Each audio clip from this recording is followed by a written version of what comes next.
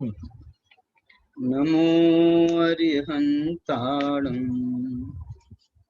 नमो सिद्धाणं नमो आयरीयाणं नमो वज्झायाणं नमो लोई सव्वसाहुणम्।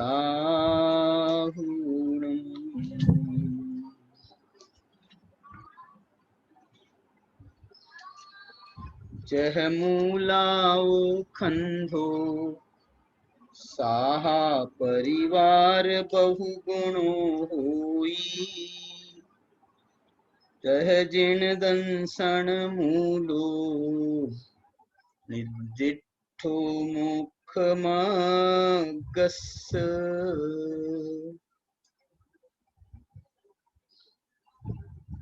हमारा यहाँ मोक्ष मार्ग की संभावित रूपरेखा इस विषय पर व्याख्यानों की श्रृंखला में आज हम तीसरा व्याख्यान करने जा रहे हैं। पंडित टोडरमल जी ने मोक्ष मार्ग प्रकाशक ग्रंथ अत्यंत विस्तार के साथ में लिखने का उन्होंने उद्यम किया था, परंतु बीच में ही उनकी असामयिक निधन हो जाने से हमें उनका समग्र मोक्ष मार्ग प्रकाशक का प्रस्तुति हमको प्राप्त नहीं हो सकी। परंतु जिस प्रकार से उनका हमारे को पास में मोक्ष मार्ग प्रकाशक उपलब्ध है, उसकी जो शैली उन्होंने रखी है, उस शैली में और मोक्ष मार्ग प्रकाशक के आगामी बिंदु जिनागम के आधार पर क्या क्या हो सकते थे, इस पर विचार करते हुए आदरणीय डॉक्टर हुकुमचंद जी भारेल साहब ने मोक्ष मार्ग प्रकाशक की अपनी प्रस्तावना में एक मोक्ष मार्ग प्रकाशक की संभावित रूपरेखा प्रस्तुत की है। उसको आधार बना करके, जैसा मैंने कहा था कल, छैढाला को आधार बना करके और समग्र जिनागम को हमको आधार बनाना पड़ेगा। वैसे इसकी जो संभावित रूपरेखा है उसको समझना ज्यादा कठिन नहीं है। इसलिए नहीं है क्योंकि मोक्ष मार्ग प्रकाशक ग्रंथ का नाम है और मोक्ष मार्ग का वर्णन करना यही उनका अभीष्ट था। उसी के लिए उन्होंने भूमिका स्वरूप जो प्रारंभिक 8 अध्याय लिखे हैं, उन 8 अध्यायों में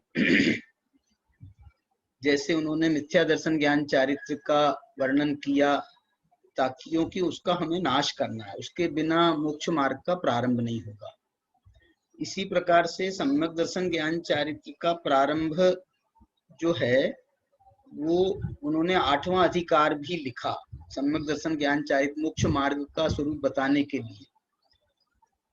वो कहना ये चाहते हैं कि यदि वो नहीं लिखते तो, क्योंकि जिनागम के आधार पर ही ये जो सम्यक दर्शन ज्ञान चारित्र की कहें या मोक्ष मार्ग की जो बढ़वारी है, या मोक्ष मार्ग की उत्पत्ति से लेकर उसकी वृद्धि तक और उसकी पूर्णता तक, वो जिनागम के बिना वो संभव नहीं है, उसका वर्णन करना संभव नहीं है।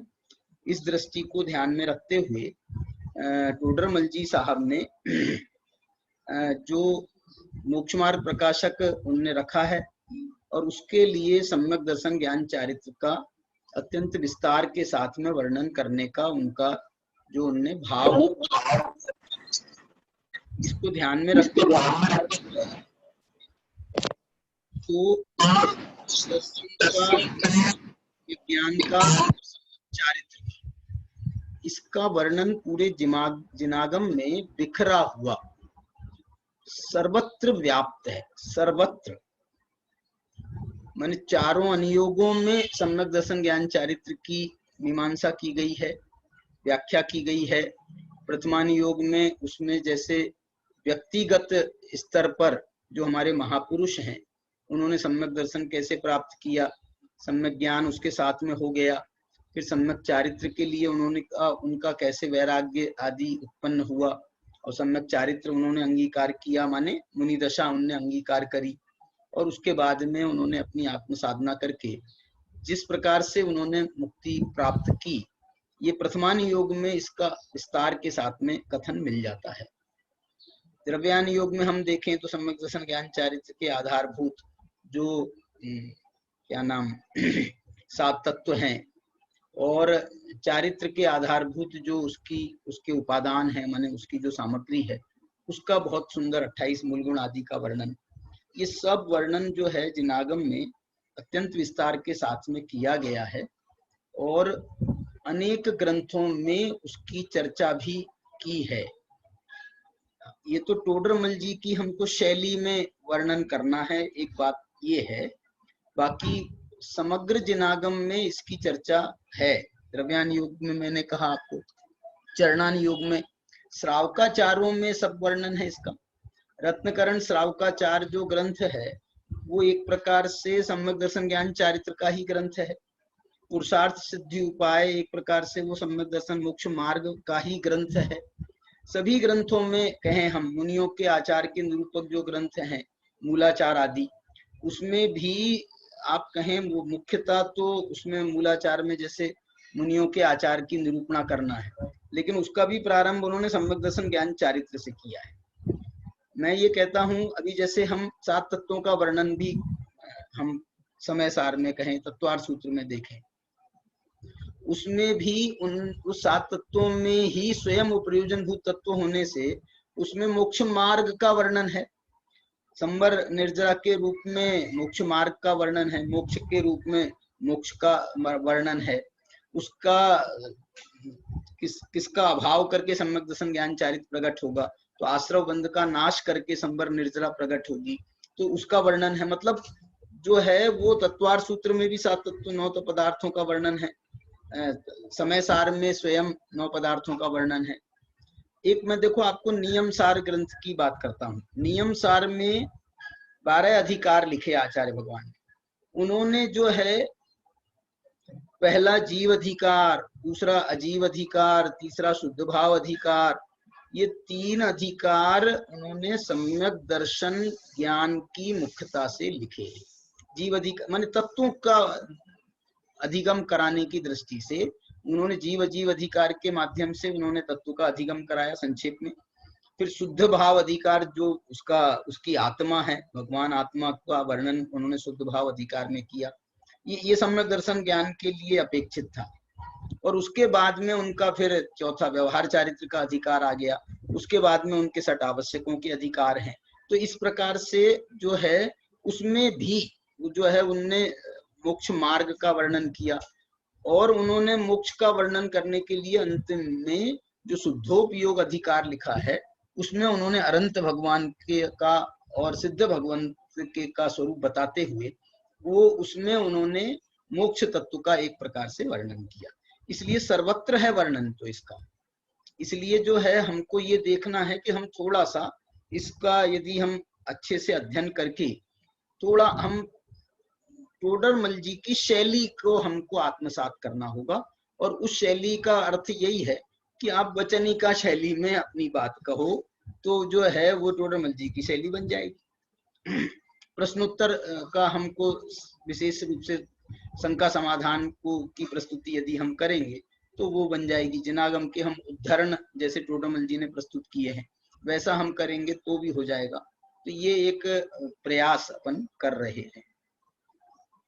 यहाँ पर मैं आपको जो टोडरमल जी ने मोक्ष मार्ग प्रकाशक, एक मोक्ष मार्ग प्रकाशक ग्रंथ उठाते ना, टोडरमल जी ने जो मोक्ष मार्ग प्रकाशक ग्रंथ में उन्होंने सम्यक दर्शन का स्वरूप प्रारंभ किया, उसमें उन्होंने सम्यक दर्शन का एक प्रकार से प्रारंभ ही कर पाए थे। लक्षणों की चर्चा कर रहे थे, सम्यक दर्शन के लक्षणों की चर्चा उन्होंने विशेष रूप से करी। और उन लक्षणों की चर्चा करने के उपरांत उन्होंने भेदों की चर्चा कुछ प्रारंभ की। देखो मैं आपको उसकी सम्यक नौवें अधिकार की जो विषय वस्तु है, उस विषय वस्तु में बहुत संक्षिप्त वर्णन हुआ। मैंने भूमिका बनाई थी, उनने आत्मा का हित मोक्ष ही है, पुरुषार्थ से ही मोक्ष प्राप्ति के माध्यम से उन्होंने मोक्ष मार्ग की स्थापना की थी, उसकी भूमिका बनाई थी। फिर मोक्ष मार्ग का स्वरूप प्रारंभ किया था, उसके लिए उन्होंने 2 पेज की भूमिका बनाई थी सम्यक दर्शन तक आने के लिए। फिर सम्यक दर्शन का देखो सच्चा लक्षण एक हेडिंग, दूसरा तत्वार्थ साथ ही क्यों, मतलब एक इस शैली से जा रहे हैं टोडरमल जी। इस शैली का उपयोग तत्वार्थ सूत्र की टीकाओं में है। तत्वार्थ साथ ही क्यों, ये वर्णन जो है सर्वार सिद्धि आदि ग्रंथों में, इसमें उसका अच्छे से खुलासा किया गया है। तो वो एक बात आ जाएगी। इसके बाद में सीधे माने टोडरमल जी सीधे तत्वार्थ श्रद्धानम सम्यक दर्शनम पर लक्षण पर आ गए, और लक्षण बताते हुए फिर उन्होंने विस्तार से लक्षण लक्षणाभास की चर्चा करी। और ये जो तत्वार्थ श्रद्धानम सम्यक दर्शनम जो लक्षण है, इस लक्षण पर उन्होंने लक्षण के जो लक्षण है उसको जो तीनों दोषों से रहित कहा गया है, तो इस लक्षण को अव्याप्ति दोष से रहित, अतिव्याप्ति दोष से रहित, असंभव दोष से रहित, ऐसा उन्होंने सिद्ध किया है। और उसके बाद में उन्होंने सम्यक्त्व के लक्षण, ये तो तत्वार्थ श्रद्धानम सम्यक दर्शनम से तो उन्होंने समझ लो बात प्रारंभ करी। और एक टोडरमल जी का हम अध्ययन करते हैं 9वें अधिकार का, तो ये बात हमको स्पष्ट समझ में आती है कि उनका पूरा वजन सम्यक दर्शन के लक्षण में तत्वार्थ श्रद्धानम सम्यक दर्शनम पर है। माने उनका पूरा वजन जो है तत्वार्थ श्रद्धानम सम्यक दर्शनम पे जा रहा है।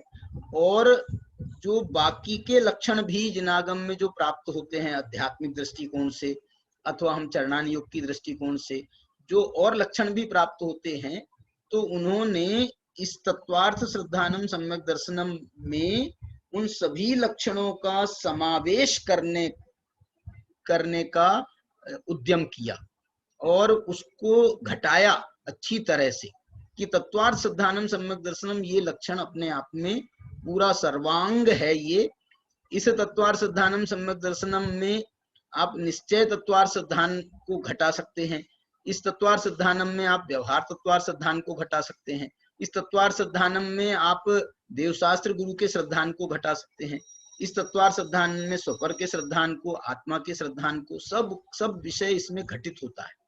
मैंने कहा ना आपको कि व्यवहार तत्वार्थ भेद से जब हम तत्वार्थों की चर्चा करेंगे तो व्यवहार तत्वार्थ श्रद्धान कहलाएगा, और उसी को हम जब निश्चय की ओर ले जाएंगे तो 7 तत्वों से हम स्वपर श्रद्धान पर आएंगे।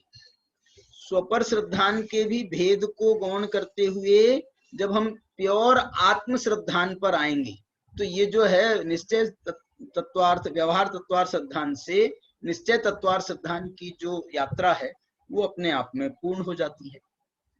तो उन्होंने उस पूरी बात को वहां पर घटाया। मैं आपको इस प्रसंग में एक बात बताना चाहता हूँ। जैसे तत्वार्थ श्रद्धानम सम्यक दर्शनम, ये तो परिभाषा दी है उमा स्वामी आचार्य ने तत्वार्थ सूत्र में। अब यही परिभाषा है, थोड़ा सा इसकी भाषा बदलते हुए यही परिभाषा आचार्य कुंद भगवान आध्यात्मिक दृष्टिकोण से निश्चय सम्यक दर्शन की परिभाषा बना रहे हैं, और वो बना रहे हैं 13वीं गाथा में, समय सार की 13वीं गाथा में। उसमें बस ये देखो उन्होंने क्या अंतर किया है। बोले इसको निश्चय तत्वार्थ श्रद्धान करना है या इसको निश्चय सम्यक तो कहना चाहते हैं, तो बोलते ये जो तत्वार्थ हैं इनको जब आप भूदत्थेनाभिगदा, भूतार्थ से आप इन 9 तत्वों को जानोगे तो उसका नाम सम्यक दर्शन है। जानने का नाम सम्यक दर्शन स्थापित कर दिया उन्होंने। भूदत्थेनाभिगदा, भूतार्थ से जाने हुए, जीवा जीवाय पुण्य पावम च आसव संवर निज्जर बंधो मुखो या सम्मत, भूतार्थ से जाने हुए 9 तत्व सम्यक दर्शन है। तो ऐसा कहकर के उन्होंने इन्हीं को भूतार्थ से जानना है। तत्वार्थ श्रद्धानम तो सम्यक दर्शन हो गया ना, भूतार्थ से जानना निश्चय सम्यक दर्शन है, और अभूतार्थ नय माने व्यवहार नय से उसको जानना ये व्यवहार सम्यक दर्शन कहलाएगा। तो इस प्रकार से जो है, अब उसमें एक बात उन्होंने ये अंतर्गर्भित है उनकी, कि भूतार्थ से जब आप 9 तत्वों को जानोगे, तो जो टीकाकार अमृतचंद्राचार्य ने आगे पीछे कलश लिखते हुए उन्होंने ये जो बताया है कि भूतार्थ से 9 तत्व जो हैं वो सब आत्मा ही है, आत्मा में घटाया। 9 तत्व गतत्वेपि यदेकत्वम न मुंचति। 9 तत्वों में एकत्व को प्राप्त होने वाली जो भूदत्थे नाभि गदा, भूतार्थ ने से हमको जानना है, वो जो है ना, वो एक आत्म ज्योति ही उसमें व्याप्त है। 9 तत्वों में एक आत्म ज्योति ही व्याप्त है, इसलिए वो आत्म ज्योति ही वो सम्यक दर्शन का, निश्चय सम्यक दर्शन का विषय बन जाती है। तो इस प्रकार से जो है ये इसमें तत्वार्थ सिद्धांत पर उन्होंने बल दिया है। फिर उन्होंने चारों श्रद्धा जो मुख्य रूप से 4 परिभाषाएं, और भी परिभाषाएं सम्यक दर्शन की हमको मिल जाएंगी, लक्षण और भी मिल जाएंगी, लेकिन उन्होंने मुख्य रूप से इन 4 परिभाषाओं में ही सबका अंतर्भाव करके उसका समन्वय स्थापित किया है। ये करने के बाद में फिर टोडरमल जी, देखना टोडरमल जी का भेद प्रभेद में आए हैं। भेद प्रभेद में उनकी जो मुख्यता रही है वो दूसरे जो सम्यक दर्शन के भेद प्रभेद हैं, जैसे कि हम कहें अधिगमज सम्यक दर्शन, निसर्गज सम्यक दर्शन, अथवा हम कहें निश्चय सम्यक दर्शन, व्यवहार सम्यक दर्शन, अथवा हम कहें सराग सम्यक दर्शन, वीतराग सम्यक दर्शन। इन पर उनका बहुत ज्यादा, इस पर उन्होंने वजन ना देते हुए जो कर्णानि योग सम्मत, कर्म सिद्धांत से सम्मत जो सम्यक दर्शन के भेद हैं 3, औपसमिक सम्यक दर्शन, छायोपसमिक सम्यक दर्शन और छायिक सम्यक दर्शन, उन्होंने पूरी तरह से उन्हीं को मुख्य करके इनने व्याख्या प्रारंभ। वैसे देखो, मैं एक मतलब डायरेक्ट वहां जाना चाहता हूं इन 3 प्रकार के सम्यक दर्शन में, लेकिन मैं आपको ये बताऊं कि टोडरमल जी के शब्द आपको पढ़ करके सुना रहा हूं। वो लिख रहे हैं कि अब इस सम्यक्त्व के भेद दिखलाते हैं। देखो, प्रारंभ कर रहे हैं, प्रथम सम्यक्त्व के निश्चय व्यवहार की अपेक्षा भेद दिखलाते हैं। माने वो उन्होंने छोड़ा नहीं है, ये मैं समझ लो भूल कर रहा था। उन्होंने छोड़ा नहीं है, मुख्यता उसकी दी है, आगे विस्तार से उसका कथन किया है, लेकिन इन्होंने ये निश्चय सम्यक दर्शन किसे कहते हैं, तो जो देखो आगम कैसे समाविष्ट किया है टोडरमल जी ने।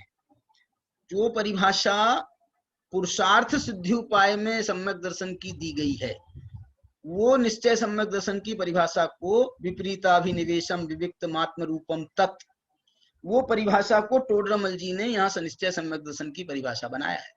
देखो, विपरीताभिनिवेश रहित श्रद्धान रूप आत्मा का परिणाम वह तो निश्चय सम्यक है, बिल्कुल शब्द बाई शब्द है। विविक्त आत्म रूपम तत्, वहां परिणाम शब्द भी प्रयोग किया है। विपरीताभिनिवेशम विविक्त आत्म रूपम तत्, और आगे दूसरी लाइन में कोई कथन है, उससे जो है उन्होंने वो पूरा परिणाम शब्द भी है, क्योंकि यह सम्यक्त्व का सत्यार्थ स्वरूप है। निश्चय व्यवहार में सत्यार्थ की विवक्षा, जो भूतार्थ की विवक्षा से उन्होंने यहाँ सत्यार्थ ही का नाम निश्चय है। निश्चय व्यवहार की चर्चा वो 7वें अधिकार में पहले कर चुके हैं, उभयाभासी के प्रकरण में। अब जो है व्यवहार सम्यक दर्शन की, देखो कितनी प्यारी परिभाषा। व्यवहार सम्यक दर्शन की परिभाषा में वो देवशास्त्र गुरु के श्रद्धान पर नहीं गए। उन्होंने कहा मैं निश्चय सम्यक दर्शन के साथ में जब व्यवहार सम्यक दर्शन की व्याख्या कर रहा हूं, तो मैं जो है ना उस विपरीताभिनिवेश रहित श्रद्धान को कारणभूत श्रद्धान, माने वो टोडरमल जी कह रहे हैं कि मैं जब तक हम तत्वार्थों का भेद से स्वरूप नहीं समझेंगे, तो जो अभेद है, वो टोडरमल जी ने लिखा ना वहां पर कि भेद को समझाए बिना अभेद अच्छी तरह से खुलता नहीं है। अभेद की जो स्वरूप है वो बहुत अच्छे से बनता नहीं है जब तक हम भेद को नहीं समझेंगे। इसलिए जो है यहाँ पर उसको कारणभूत जो श्रद्धान, उसका नाम है व्यवहार सम्यक्त्व है। क्यों भैया, ऐसा क्यों कहा? देखो कारण दे रहे हैं, ये टोडरमल जी की शैली की विशेषता। उदाहरणों के प्रयोग तो है ही, लेकिन ये जो है ना, हर बात को, अपनी बात को वो युक्ति संगत भी बनाते हैं। क्यों ये युक्ति क्यों? क्योंकि कारण में कार्य का उपचार किया है। ये जो क्या कारण में कार्य का उपचार, व्यवहार सम्यक दर्शन वास्तव में सम्यक दर्शन नहीं है, लेकिन इसको सम्यक दर्शन क्यों कह दिया? क्योंकि कारण में कार्य का उपचार किया, ये तो कारण है उसका। और सम्यक दर्शन क्यों कह दिया? बोले ये सम्यक दर्शन उसका कार्य है, इसलिए उस कार्य का उपचार करके इसको भी सम्यक दर्शन, व्यवहार सम्यक दर्शन ऐसा नाम दे दिया। यहाँ उपचार ही का नाम व्यवहार है। देखो, निश्चय व्यवहार की भी दो परिभाषाएं उन्होंने प्रस्तुत कर दी। सत्यार्थ ही का नाम निश्चय और उपचार ही का नाम, ये टोडरमल जी की पेटेंट है। निश्चय व्यवहार को लेकर के जो परिभाषाएं हैं, वहां 7वें अधिकार में भी उन्होंने दी थी। अब जो है देखो, और व्यवहार समय, अब वो तत्वार्थ श्रद्धा जो है ना, कहा था, क्या कहा था? विपरीताभिनिवेश रहित श्रद्धान को कारणभूत श्रद्धान है तत्वार्थ श्रद्धान, वो उसको उन्होंने व्यवहार सम्यक तो कहा था। अब उसके कारणों पर जाएं हम, किसके? व्यवहार तत्वार्थ श्रद्धान, व्यवहार सम्यक को तो कहा व्यवहार तत्वार्थ श्रद्धान कहो, उस व्यवहार तत्वार्थ श्रद्धान को कारणभूत देव शास्त्र गुरु। तो ये ऐसे पीछे पीछे जानने पर वो व्यवहार सम्यक दर्शन, व्यवहार भेद में, व्यवहार सम्यक दर्शन के विषय भूत में वो देव शास्त्र गुरुओं का भी प्रवेश करा रहे हैं। देखो, वहां सम्यक दृष्टि जीव को देव गुरु धर्मादि का सच्चा श्रद्धान है। उन्हीं के निमित्त से इसके श्रद्धान में विपरीताभिनिवेश का अभाव होता है। अतः यहाँ विपरीताभिनिवेश रहित श्रद्धान वह तो निश्चय सम्यक्त्व है, और देवशास्त्र गुरु का श्रद्धान वह व्यवहार सम्यक्त्व है। देखो, अब यहाँ पर व्यवहार सम्यक्त्व में देवशास्त्र गुरु के श्रद्धान को स्थापित किया, तो तत्वार्थ श्रद्धान को भी उन्होंने उसको गौण कर दिया, क्योंकि निश्चय से सीधे व्यवहार को, व्यवहार की जोड़ी बिठा रहे हैं। इस प्रकार एक ही काल में दोनों सम्यक्त्व पाए जाते हैं। क्या इसमें जो है एक ही काल में, अभी तो ऐसा लग रहा था कि व्यवहार सम्यक्त्व जो है या तत्वार्थ श्रद्धान, भेद रूप तत्वार्थ श्रद्धान वो कारण है और ये कार्य है, तो इनमें जो है समय भेद है। लेकिन यहाँ तो ये कह रहे हैं कि एक ही काल में, क्योंकि ये जो सम्यक्त्व की भूमिका बनती है ना, सम्यक्त्व की भूमिका बनती है, उस सम्यक्त्व की भूमिका सदा काल से, प्रारंभ रूप में जो सम्यक दर्शन होता है वो पूर्ण छायिक रूप से सम्यक दर्शन नहीं होता है। एक बात, छायिक सम्यक दर्शन की बात नहीं, माने सराग अवस्था में ही सम्यक दर्शन की प्राप्ति होती है। जीव को सम्यक दर्शन की प्राप्ति जो होती है उस सराग अवस्था में ही होती है। वीतराग तो उसको उस वीतराग अंश के कारण से कहते हैं, लेकिन वो समग्र आत्मा को यदि हम देखें तो वहां पर अभी जो है सम्यक दर्शन की उत्पत्ति तो अनंतानुबंधी कषाय के अभाव पूर्वक और मिथ्यात्व के अभाव पूर्वक सम्यक दर्शन की प्राप्ति होती है। तो वो अनंतानुबंधी कषाय का ही अभाव हुआ ना, बाकी कषायों का तो सद्भाव है। इसलिए वो जो है ना, मैं ये उसी को ध्यान में रख करके कह रहा हूँ, सराग अवस्था में ही सम्यक दर्शन होता है। इसीलिए वो उनने उस सराग अवस्था का निमित्त क्या है, तो उस सराग अवस्था का निमित्त है तत्वार्थों की व्यवहार श्रद्धा कहें या व्यवहार भेद रूप श्रद्धा, वो सराग अवस्था का निमित्त है। देव शास्त्र गुरु की श्रद्धा ये उस तत्वार्थ श्रद्धान का सराग अवस्था का निमित्त है। दोनों एक समय में है, लेकिन जो निश्चय सम्यक्त्व है उसका विषय तो अपना त्रिकाली ध्रुव भगवान आत्मा ही है, लेकिन उसके साथ में जो सराग अवस्था चल रही है वो सराग अवस्था उनको जो है उसको साध रही है। सराग अवस्था जो है वो व्यवहार को साध रही है, माने देव शास्त्र गुरु को, तत्वों की व्यवहार श्रद्धा को, इन समग्र जिनवाणी को, सबको जो कुछ भी व्यवहार भूत है उन सबको वो जो सराग अवस्था साध रही है। इसलिए जो है एक ही काल में ये दोनों सम्यक्त जो इनने लिखे, दोनों सम्यक्त, निश्चय सम्यक्त भी व्यवहार, एक बात समझना, एक ही काल में दोनों सम्यक्त हैं, लेकिन दोनों सम्यक्त एक नहीं है।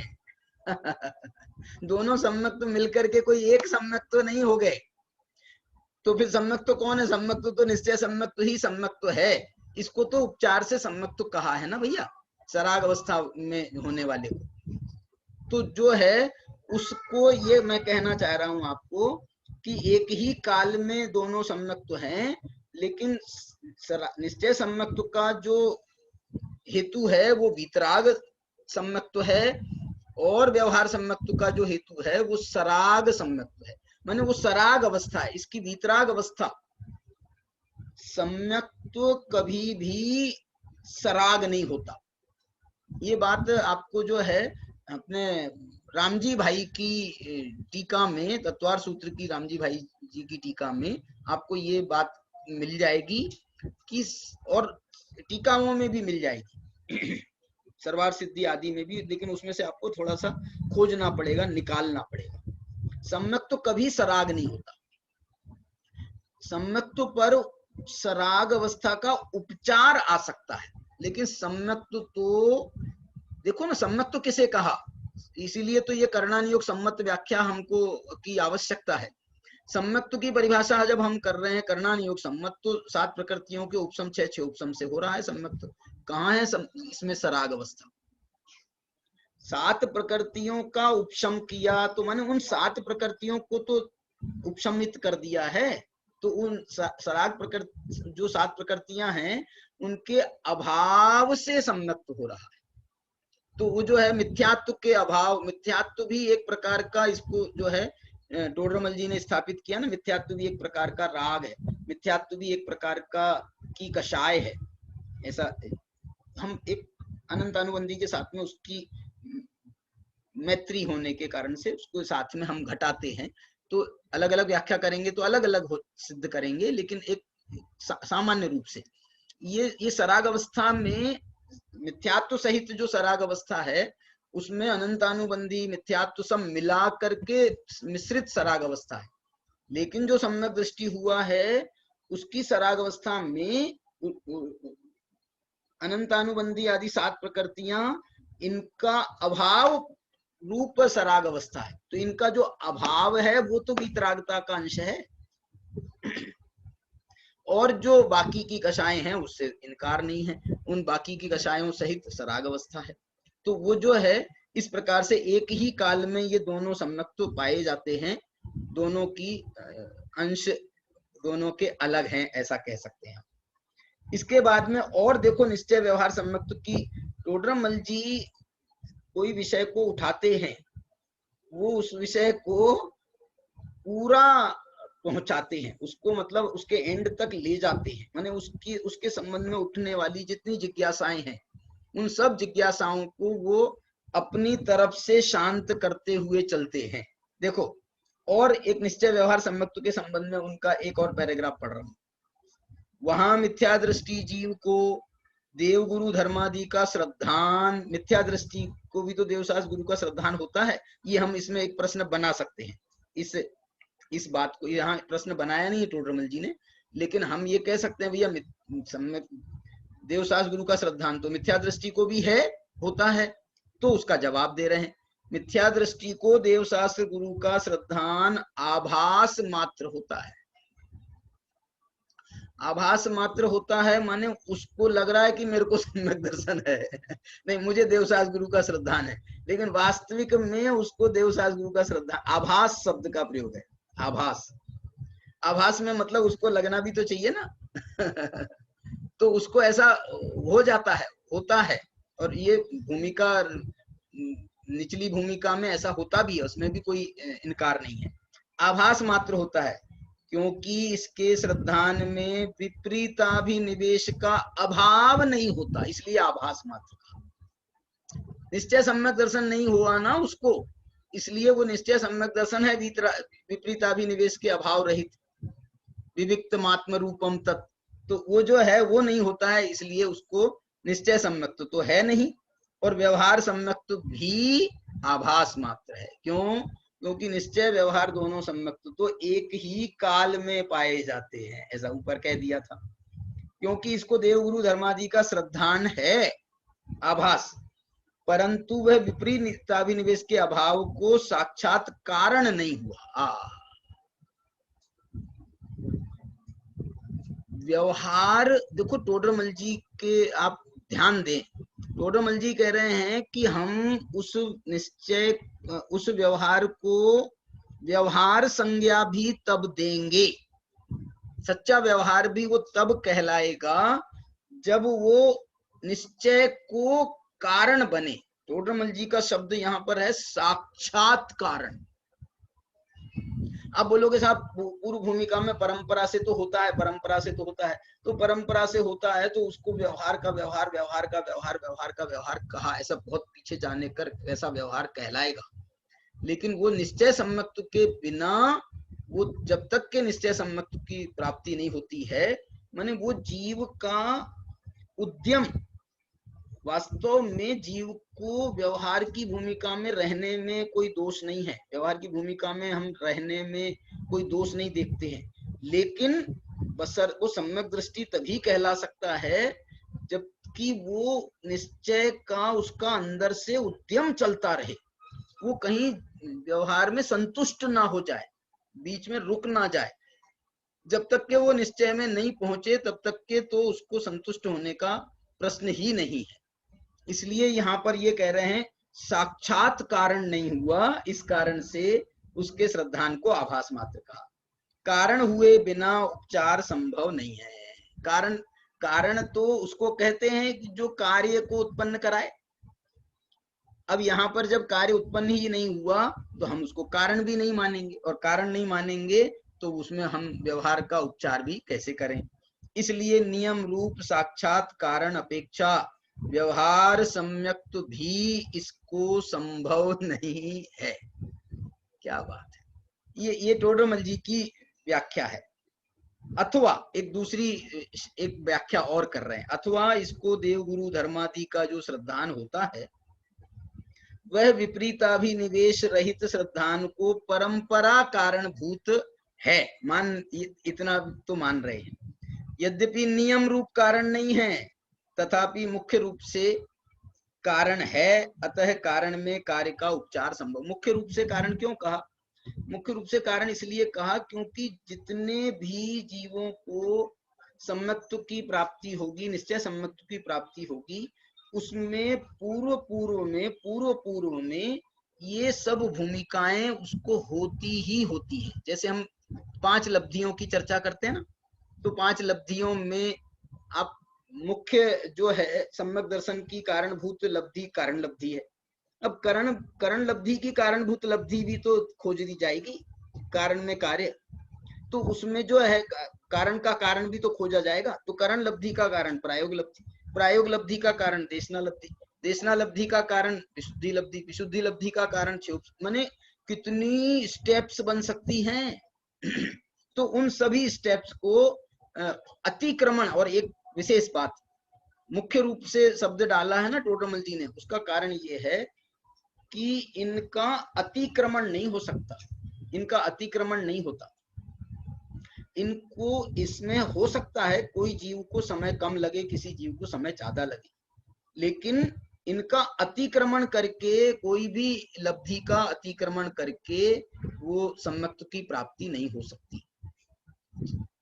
चौपसम लब्धि का अतिक्रमण करके हम विशुद्धि में नहीं जा सकते, विशुद्धि का अतिक्रमण करके हम देशना में नहीं जा सकते, देशना का अतिक्रमण करके प्रायोग में नहीं जा सकते।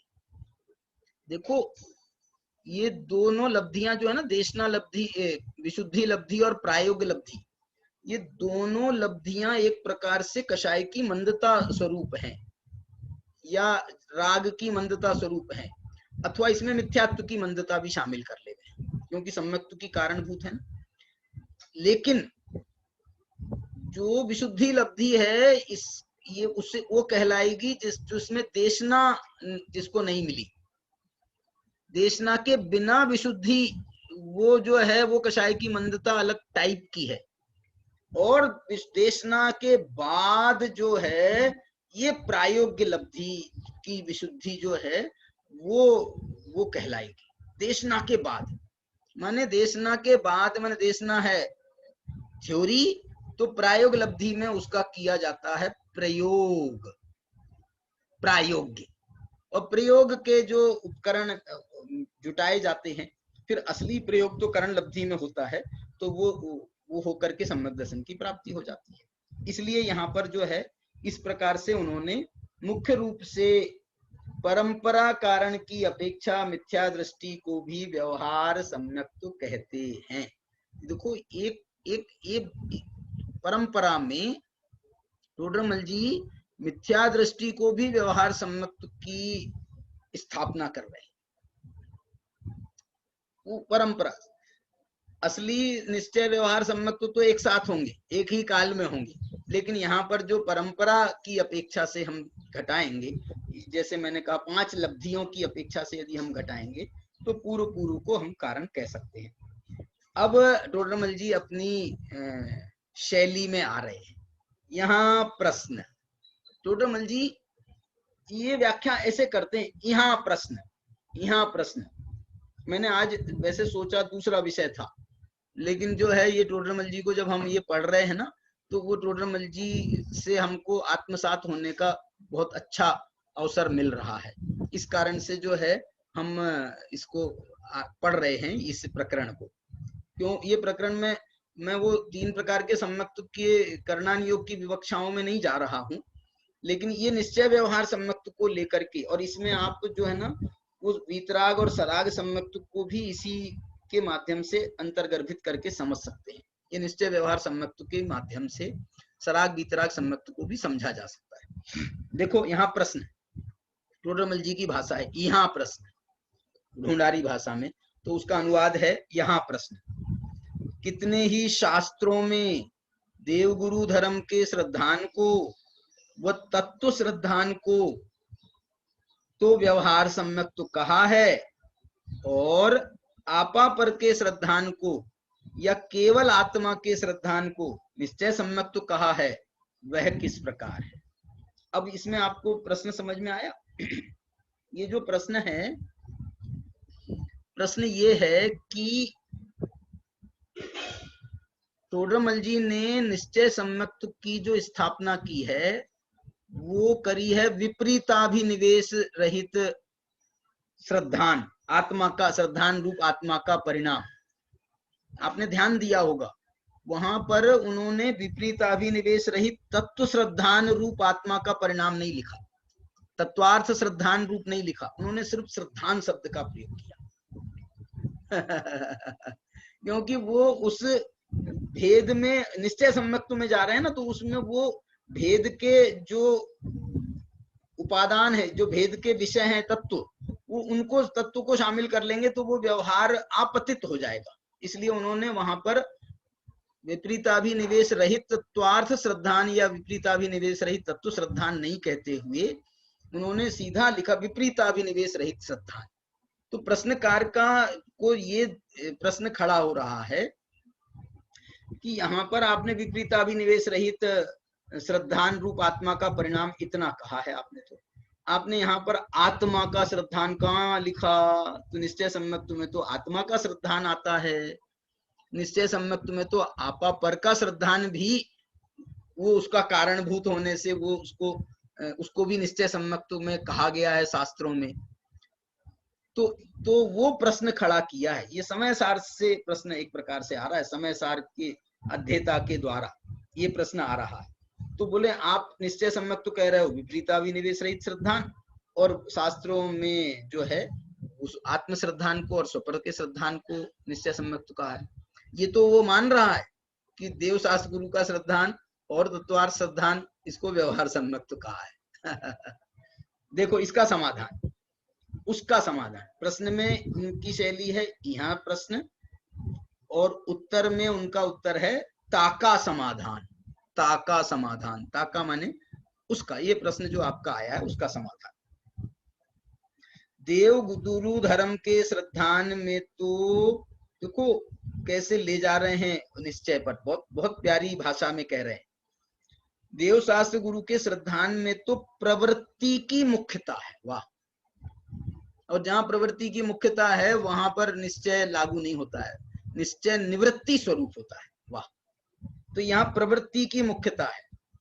जो प्रवृत्ति में अरहंतादि को देवादि माने, प्रवृत्ति में देवादि मान रहा है, प्रत्यक्ष में अरहंतादि को विषय बना रहा है, अन्य को ना माने, ये उसका पक्का व्यवहार श्रद्धान की बात है, उसे देवादि का श्रद्धानी कहते हैं। जो प्रवृत्ति में अरहंतादि को ही देवादि माने, अन्य को ना माने, उसे देवादि का श्रद्धानी कहते हैं। और तत्वार्थ श्रद्धान में भी उनके विचार की मुख्यता है। किनके विचार की? देवादि के नहीं। तत्वार्थ श्रद्धान में तत्वों के विचार की मुख्यता है, तत्व विचार, तत्व मंथन, तत्व का निर्णय करने की भूमिका, तो वो भी जो है उसमें अभी शामिल हो रहा है। विचार की मुख्यता है। जो ज्ञान में जीवादि तत्वों का विचार करे उसे तत्व श्रद्धानी कहते हैं। इस प्रकार मुख्यता पाई जाती है। ये व्यवहार सम्मत की बात को सिद्ध कर रहे हैं कि इसमें देवादि का श्रद्धान और तत्वार्थ श्रद्धान, इसमें जो है इसमें प्रवृत्ति की मुख्यता से और विचार की मुख्यता से उनने स्थापित किया। वहां ये दोनों किसी जीव को सम्यक्त्व के कारण तो होते हैं, परंतु इनका सद्भाव सम्यक दृष्टि, मिथ्या दृष्टि को भी संभव है, इसलिए इनको व्यवहार सम्यक्त्व कहा है। किसको व्यवहार सम्यक्त्व कहा है और क्यों कहा है? क्योंकि ये मिथ्या दृष्टि को भी संभव है। मिथ्या दृष्टि को संभव है का मतलब क्या? जिसको अभी सम्यक्त्व दूर है, एकदम निकटवर्ती नहीं है। निकटवर्ती होता तो उसको अपन कह देते भैया कि इसको सम्मत होने वाला है, लेकिन भूमिका वास्तव में ये है, करणान योग सम्मत कहें या हम सिद्धांत ग्रंथों में जो व्याख्या आती है कि मिथ्या दृष्टि हो, अभव्य मिथ्या दृष्टि हो, उसको भी 4 लब्धियों तक हो सकती है। देशना लब्धि तो क्या, प्रायोग्य लब्धि भी वो वहां तक जीव चला जाता है। अभव्य मिथ्या दृष्टि भी, अभव्य का मतलब है गारंटी से जिसको सम्यक तो नहीं होने वाला है, करण लब्धि में जो प्रवेश नहीं करने वाला है, वो अभव्य मिथ्या दृष्टि। इस कारण से वो गुंजाइश रख करके बात करनी पड़ेगी ना, इसलिए कह रहे हैं कि इसको हम व्यवहार तक ही इसको इसलिए सीमित कर रहे हैं कि ये जो है मिथ्या दृष्टि को भी संभव है, इसलिए इनको व्यवहार सम्यक कहा है। अब वो कह रहे हैं कि जो आपा पर का श्रद्धान है और जो आत्मा का श्रद्धान है, इसमें एक विशेषता पाई जाती है। क्या विशेषता पाई जाती है? देव शास्त्र गुरु के श्रद्धानी को और तत्वार्थ श्रद्धानी से वो इनकी कैटेगरी अलग रख रहे हैं। स्वपर के श्रद्धानी को और आत्म श्रद्धानी की कैटेगरी अलग रख रहे हैं। इनको कह रहे हैं कि इनके श्रद्धान में विपरीताभिनिवेश रहित पने की मुख्यता है। और आपा पर का भेद विज्ञान करे या अपने आत्मा का अनुभव करे, देखो अनुभव शब्द का प्रयोग है, उसको मुख्य रूप से विपरीताभिनिवेश नहीं होता, इसलिए भेद विज्ञानी को या आत्मज्ञानी को सम्यक दृष्टि कहते हैं। ये निश्चय सम्यक में जो शास्त्र में, अब प्रश्न क्या था उसका? प्रश्न ये था कि भी आपा पर के श्रद्धान को और आत्मा के श्रद्धान को निश्चय सम्यक तो कहा है। तो टोडरमल जी ने उस इन दोनों श्रद्धानों में विपरीताभिनिवेश का अभाव सिद्ध किया और विपरीताभिनिवेश का अभाव सिद्ध करके उसको सम्यक निश्चय सम्यक्त्व सिद्ध कर दिया। मैंने वो विपरीताभिनिवेश वाली बात को तो मुख्य करके बात कर रहे हैं। इसमें इतनी गुंजाइश रखना, मैं ये कहता हूं कि विपरीताभिनिवेश सहित कदाचित कोई आत्मा का श्रद्धान कर लेवे, स्वपर का श्रद्धान कर लेवे आभास मात्र, तो उसको सम्यक नहीं कहलाएगा। इसलिए विपरीताभिनिवेश जो है ये उसकी एक अंतिम स्टेज है। और इसमें आपा पर के श्रद्धान में क्यों विपरीताभिनिवेश को यहाँ पर वो रहित बना बता रहे हैं? अरे यदि वो विपरीताभिनिवेश रहित नहीं होता तो आपा पर का भेद ज्ञान कैसे करता? ये भेद विज्ञानी शब्द डाला ना, इसलिए विपरीताभिनिवेश नहीं होता। भेद विज्ञानी को माने ये सुपर के श्रद्धानी को और आत्मज्ञानी को सम्यक दृष्टि कहते हैं। माने उस वो यहाँ तक पहुंचता नहीं। यदि यहाँ तक पहुंचा है तो ये जो है ना, ये मैं ऐसा कहना चाहता हूं, करण लब्धि का परिणाम तो शुद्धोपयोग रूप होता है। करण लब्धि का परिणाम, उसको सराग स्वसंवेदन नाम भी दिया है। माने वो तो साक्षात कारण है सम्यक दर्शन का। अभी यहाँ पर इसलिए निचली भूमिका में भी ये स्वपर का श्रद्धान कहें अथवा ये आत्मा का रुचि रूप, आत्मा की रुचि रूप श्रद्धान, ये तो उसके पहले की भूमिका में भी हो सकता है। लेकिन मैं ये कह रहा हूं कि इन दोनों की कैटेगरी अलग बनाई है टोडरमल जी ने। भले ही प्रायोग लब्धि चल रही है, भले ही देशना लब्धि का काल चल रहा है, लेकिन देशना लब्धि और प्रायोग लब्धि में भी इसके परिणामों में एक विशेषता है। वो विशेषता उसको आत्म श्रद्धान तक ले जा रही है, वो विशेषता उसको स्वपर भेद विज्ञान उत्पन्न करा रही है। इसलिए उसकी इस पुरुषार्थ को मैं ये कहना चाहता हूं, इस स्वपर भेद विज्ञान के पुरुषार्थ को वो सम्यक्त्व के साथ में डायरेक्ट जोड़ रहे हैं। तत्वार्थ के विचार को वो उसको उससे डायरेक्ट नहीं जोड़ रहे हैं। तत्वार्थ का विचार मात्र कर लेने से कोई सुपर का श्रद्धानी नहीं हो जाता है। तत्वार्थ का विचार करने मात्र से, तत्वार्थ तत्व का निर्णय भी कर लेवे, माने खूब अच्छी तरह से समझ लेवे 7 तत्वों का, लेकिन उसने उसके प्रयोजन को नहीं पकड़ा, तो इसने प्रयोजन को पकड़ा है। आप इसको ऐसे समझ सकते हैं जैसे कि वहां पर पद्मनंदी में कहा ना, तत्प्रति प्रीति चित्तेन येन वार्तापि हि श्रुता। तो इसने जो है अत्यंत प्रीति के साथ में, प्रीति नहीं अत्यंत रुचि के साथ में, और रुचि के साथ में होने वाले योग्य पुरुषार्थ के साथ में इसने स्वपर भेद विज्ञान किया है, आत्मा का श्रद्धान किया है। इसलिए उसको निश्चय सम्यक्त्व भी कहने में टोडरमल जी को कोई ऐतराज नहीं है। उसको उन्होंने ये निषेध नहीं किया कि भैया हम जब तक के विपरीताभिनिवेश रहित नहीं होगा तब तक के हम उसको निश्चय सम्यक्त्व नहीं कहेंगे। वो तो देखो, मैं कहना ये चाहता हूं कि शास्त्र का वचन है कि ये इसको निश्चय सम्यक्त्व कहते हैं। स्वपर श्रद्धानी को, स्वपर भेद विज्ञानी को अथवा आत्म श्रद्धानी को निश्चय सम्यक्त्व कहते हैं। तो टोडरमल जी यहाँ पर अपनी युक्ति लगा करके उसको जो है कहीं से भी डिमोरलाइज करें या उसको कम, उसको हीन नहीं करना चाहते हैं, उसको गौण नहीं करना चाहते। वो कह रहे हैं कहा है ना, सही कहा है शास्त्र में कहा है ना, तो सही कहा है। तो उनने जो अपनी परिभाषा स्थापित, अपनी नहीं थी ये परिभाषा भी, अमृत चंद्राचार्य की परिभाषा, मैंने कहा ना विपरीताभिनिवेश रहित विविक्तमात्म रूपम तत्व, तो वो जो परिभाषा थी उनकी थी। और दूसरी भाषा में कहें तो ये आत्म श्रद्धान कहें या भेद विज्ञान की भाषा कहें, ये भी अमृत चंद्राचार्य की भाषा है। समय सार की टीका, अध्यात्म तो आत्म ख्याति विषय है, ऐसा रहस्यमूल चिट्ठी में टोडरमल जी ने लिखा। तो वो भी अमृत चंद्राचार्य कह रहे हैं, विपरीताभिनिवेश वाली बात, रहित पने की बात, और स्वपर श्रद्धानी की बात कहें या आत्म श्रद्धानी की बात कहें, वो भी अमृत चंद्राचार्य कह रहे हैं। इसलिए उसमें उन्होंने बहुत युक्ति के साथ में इसको घटित किया और अंत में निष्कर्ष प्रस्तुत कर रहे हैं ये निश्चय व्यवहार सम्यक्त्व का। इस प्रकार मुख्यता से आपा पर का श्रद्धान, देखो मैंने वो स्थापित ही नहीं कर रहे हैं, उसको निष्कर्ष तक ले जा रहे हैं। मुख्यता से आपा पर का श्रद्धान या आत्म श्रद्धान सम्यक दृष्टि ही को पाया जाता है, इसलिए इनको निश्चय सम्यक्त्व कहा है। इनको निश्चय सम्यक्त्व कहा है। ऐसे कथन मुख्यता की अपेक्षा हैं। और तारतम्य रूप से अब वो आ गए वापस, वो जो है जो बात मैं कहा ना, मैंने कही वो बात टोडरमल जी लिख रहे हैं।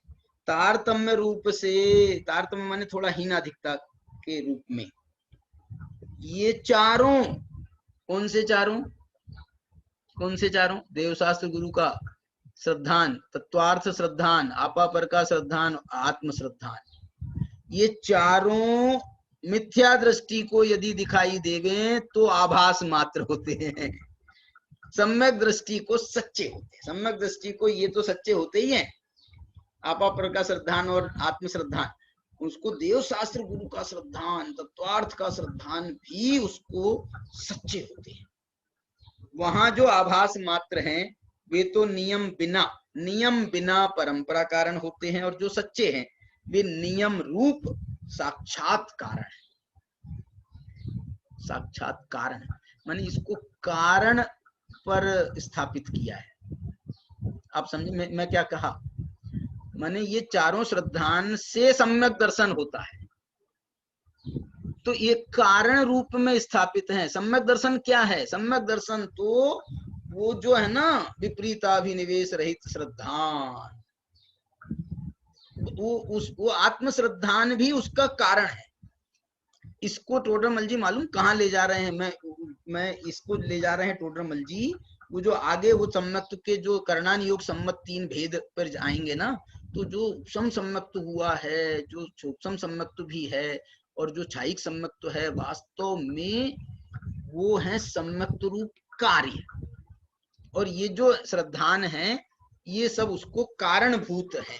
इस अपेक्षा से इनको कारण और सम्यक दर्शन को माने विपरीताभिनिवेश रहित परिणाम, श्रद्धान रूप परिणाम, उसको कार्य रूप में स्थापित कर रहे हैं। देखो एक और प्रश्न इसमें किया है इन्होंने, साक्षात कारण इसलिए इन चारों को व्यवहार रूप कहते हैं। लो अभी उसको निश्चय सम्यक तो उनने माना था, आगम का वो था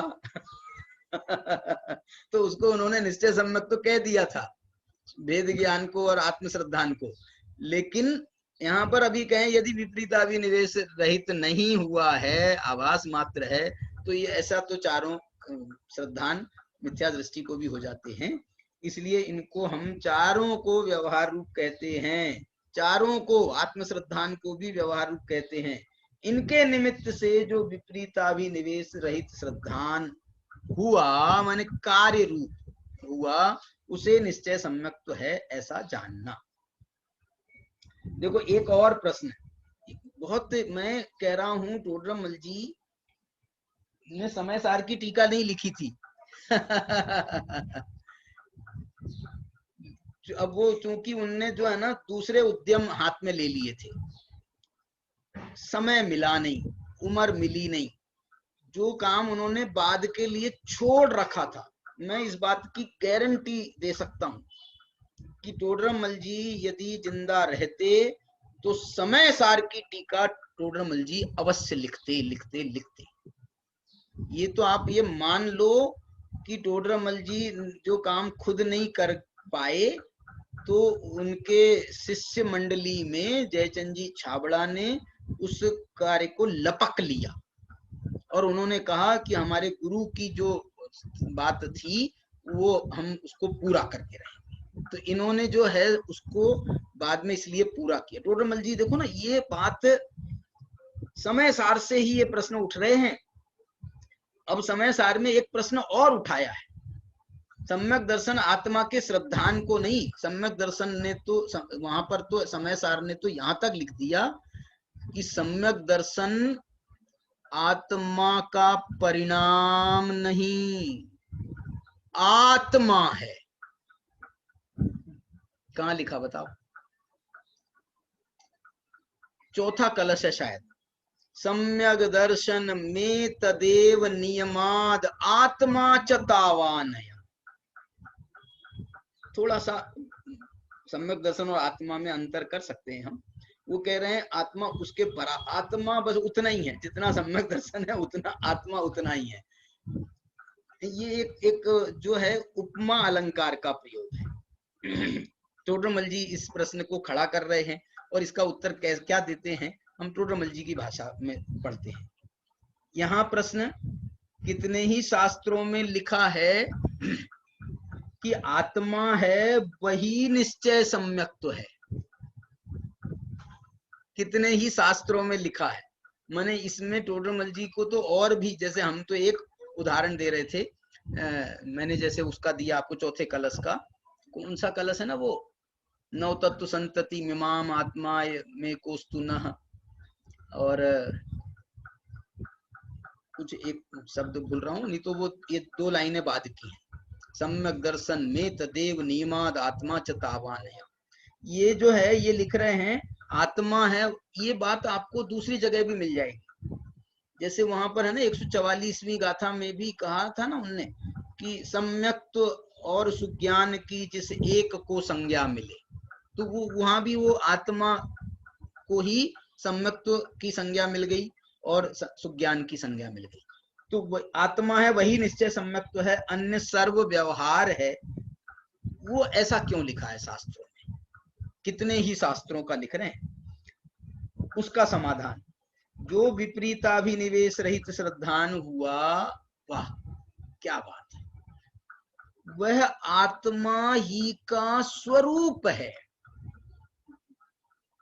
जो विपरीताभिनिवेश रहित श्रद्धान हुआ ना, तो ऐसा श्रद्धान तो पर्याय में अभी उत्पन्न हुआ, लेकिन आत्मा के स्वरूप में तो जो श्रद्धा नाम का गुण है, वो श्रद्धा नाम का गुण तो आत्मा का इसी स्वरूप वाला है अनादि काल से। श्रद्धा गुण सम्यक तो स्वरूप ही है। श्रद्धा गुण है तो गुण का गुण ही में उपचार करें तो आत्मा भी सम्यक दर्शन स्वरूप ही है अनादि से। और ये जो सम्यक इसको सम्यक दर्शन कहा, युगल जी की भाषा में कहें तो इसको सम्यक दर्शन कहा ही इसलिए है कि इसने अपने को आत्मा जैसा बनाया है। आत्मा का जो जैसा स्वरूप था ऐसा इसने अपने को, श्रद्धा ने अपने को बना लिया, मूल स्वरूप के अनुसार अपने को ढाल लिया, इसलिए तो इसको सम्यक दर्शन कह रहे हैं। नहीं तो यदि उससे विरुद्ध रहता तो इसको सम्यक दर्शन क्यों कहते हम? इसलिए देखो वह आत्मा ही का स्वरूप है। वहां अभेद बुद्धि से देखो, अब ये उसका रीजन बता रहे हैं कि क्यों आत्मा को और सम्यक दर्शन को एक कहा। अभेद बुद्धि से आत्मा और सम्यक्त्व में भिन्नता नहीं है। ये बात जो है ना उनकी और जगह भी मिल रही है। जैसे उनने कहा ना 13वीं गाथा में भी उनने ये कहा था ना सम्यक्त्व क्या है, तो उनने कह दिया था ये 9 तत्व सम्यक दर्शन है। भूतार्थ से जाने हुए 9 तत्व सम्यक दर्शन है। मैंने विषय विषय में अभेद करके, विषय विषय में एक मेक करके, विषय को विषय, विषय को विषय ऐसा कहने की शैली है। विषय विषय को अभेद करके ये कथन किया गया। तो ये कह रहे हैं अभेद बुद्धि से आत्मा और सम्यक्त्व में भिन्नता नहीं है। निश्चय से आत्मा ही को इसलिए निश्चय से आत्मा ही को सम्यक्त्व कहा। अन्य सम्यक्त्व देखना, अन्य सम्यक्त्व में तो आत्मा का श्रद्धान सम्यक्त्व है। माने वहां पर थोड़ी सी दूरी दिखाई देती है।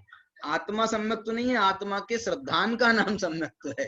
तो बोलते हमको इतनी दूरी भी मंजूर नहीं है। इसको आप उस शैली में देखो कि सम्यक दृष्टि से ये पूछो तू कौन है। सम्यक दृष्टि से पूछो आप कि तू कौन है, तो सम्यक दृष्टि यदि ये कहे कि मैं सम्यक दृष्टि हूं, तो हम युगल जी की भाषा में कहेंगे कि तू मिथ्या दृष्टि। क्यों? क्योंकि सम्यक दृष्टि अपने को सम्यक दृष्टि नहीं मानता, वो सम्यक दृष्टि तो अपने को आत्मा मानता है। ये अभेद बुद्धि की बात है। ये समझ लो, ये टोडरमल जी का द्रव्य दृष्टि प्रकाश है। टोडरमल जी का द्रव्य दृष्टि प्रकाश है। अभेद बुद्धि से आत्मा और सम्यक्त्व में भिन्नता नहीं है, इसलिए निश्चय से आत्मा ही को सम्यक्त्व कहा। अन्य सर्व सम्यक्त्व को निमित्त मात्र हैं। आत्मा का श्रद्धान भी ये निमित्त मात्र है। वह भेद कल्पना, स्वपर का भेद ज्ञान करें, 7 तत्वों का भेद करें, भेद कल्पना करने पर आत्मा और सम्यक्त्व में भिन्नता कहते हैं। भेद कल्पना करें तो सम्यक्त्व आत्मा का परिणाम है और आत्मा तो आत्मा है। इसलिए जो है भेद बुद्धि से तो इनमें अंतर है, ये टोडरमल जी स्वीकार कर रहे हैं। अभेद बुद्धि से ही ऐसा अध्यात्म में अभेद को ही प्रधान माना गया, अभेद बुद्धि को ही, निर्विकल्प बुद्धि जो है ना, वो ही सम्यक्त्व में शुद्धोपयोग में कारण बनती है। इस कारण से उसकी मुख्यता आती है। सम्यक्त्व में भिन्नता कहते हैं इसलिए अन्य सर्व व्यवहार कहे हैं। क्या आप कह रहे हैं? ये चारों श्रद्धान व्यवहार कहे हैं, चारों श्रद्धान भी व्यवहार हो जाएंगे इस अपेक्षा से, क्योंकि वहां पे भेद बुद्धि, आत्मा के श्रद्धान को सम्यक्त्व कहा है, आत्मा को सम्यक्त्व नहीं कहा, इसलिए जो है उसको व्यवहार में डाल दिया। इस प्रकार निश्चय सम्यक्त्व व व्यवहार सम्यक्त्व के सम्यक्त्व से सम्यक्त्व के दो भेद होते हैं। मैं जो है अभी आपके सामने पढ़ करके मुझे इस बात की बहुत प्रसन्नता हो रही है, खुशी है कि ये प्रकरण को मतलब विशेष रूप से स्वाध्याय के माध्यम से कहें, हम व्याख्यान के माध्यम से जब उस पर विशेष रूप से ध्यान देने का अवसर आता है, तो निश्चय व्यवहार की इतनी सुंदरतम व्याख्या सम्यक्त्व को लेकर के, निश्चय सम्यक्त्व व्यवहार सम्यक्त्व को लेकर के इतनी सुंदरतम व्याख्या 2 पेज में की है टोडरमल जी ने। मैंने ये समझ लो शुरू हो गया था 330 से और 332 के आधे पेज तक के पौने 2 पेज में लगभग ये व्याख्या इन्होंने करी है निश्चय सम्यक्त्व व्यवहार सम्यक्त्व। बहुत अतिशय सुंदर तरीके से उन्होंने कोई विषय, माने ये कोई सोच सकता था कि अपन देखें टोडरमल जी वहां तक पहुंचते हैं क्या नहीं, वहां तक आत्मा च तावानयम, वहां तक पहुंचते हैं क्या नहीं पहुंचते, लेकिन टोडरमल जी ने हमको झूठा सिद्ध कर दिया कि नहीं, तुम जिस स्कूल के बच्चे हो ना, हम उस स्कूल के प्रिंसिपल रह चुके हैं।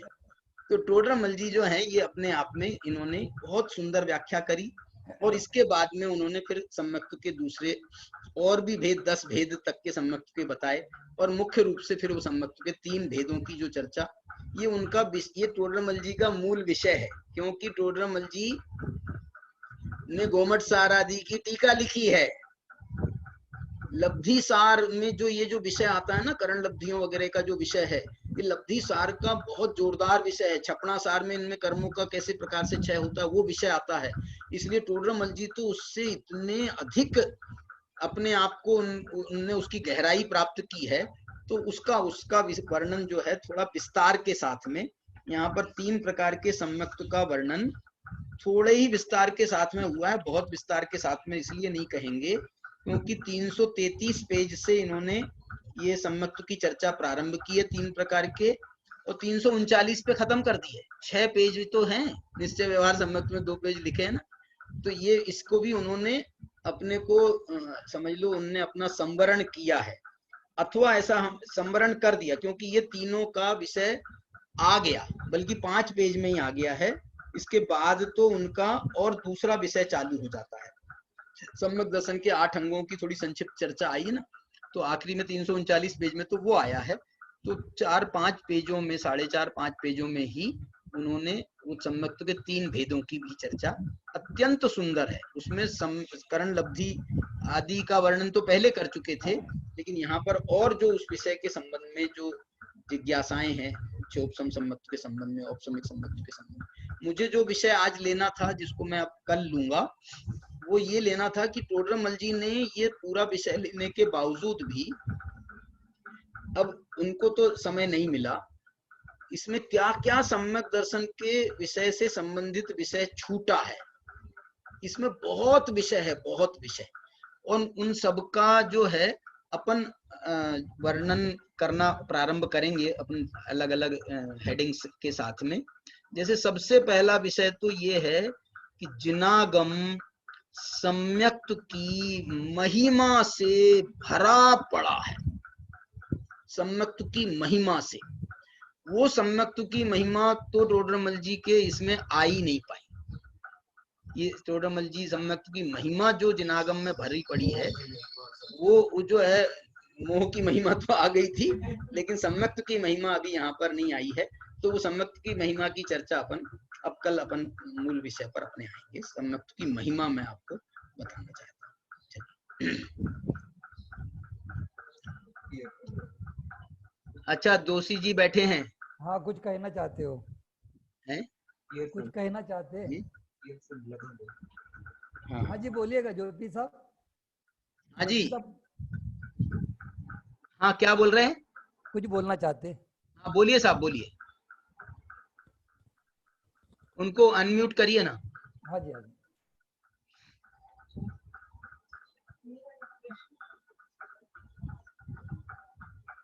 अनम्यूट नहीं हुआ। एक मिनट।